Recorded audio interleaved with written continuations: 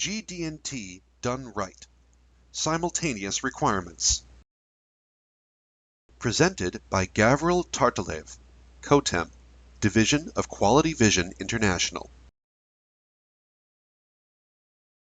First, let us try to answer the question, what is simultaneity? The rule of simultaneous requirements applies to all position and profile tolerances referring to a common datum reference frame. For example, here we see several features whose feature control frames reference the same datums in the same order with the same modifiers. These features are considered as a composite pattern, whose tolerances must be met at the same time. Here are the requirements for simultaneity. First, all features must reference the same datum reference frame. Second, the datum reference frame must have mobility. Mobility can be achieved when the datum reference frame is not fully constrained or when the datums are referenced at maximum material boundary or least material boundary. Third, simultaneity applies only to tolerances of profile or tolerances of position. Simultaneity does not apply in the following two cases. The first case refers to the lower segments of feature control frames. If we have several FCFs with identical tolerance types, datums, and datum modifiers, then simultaneity applies only to the uppermost segment, which can control location and orientation.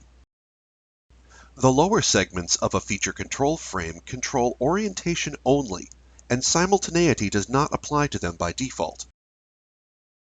Secondly, simultaneity does not apply to form and orientation tolerances. In the example shown here, simultaneity does not apply to the orientation and profile callouts, even though datum A is referenced in both FCFs in the same manner. Let's look further into the differences between simultaneous and separate requirements by comparing the two tolerances in this example.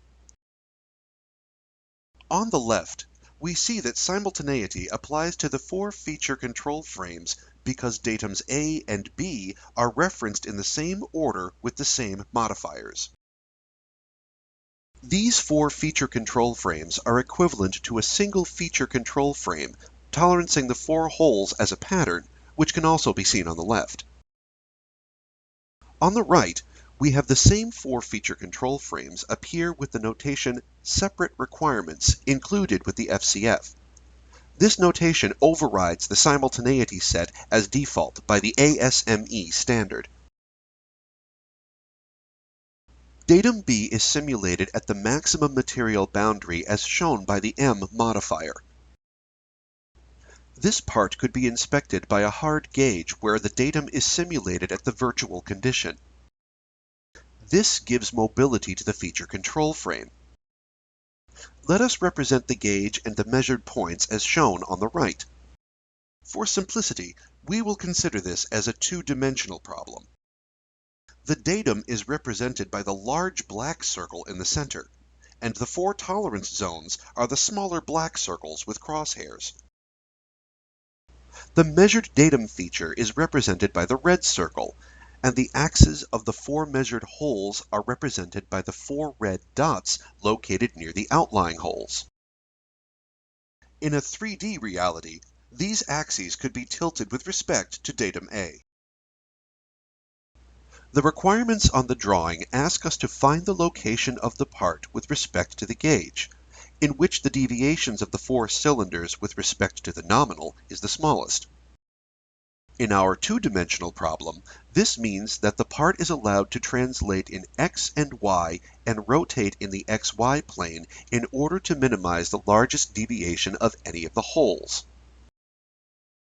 Let us observe what that means in our case.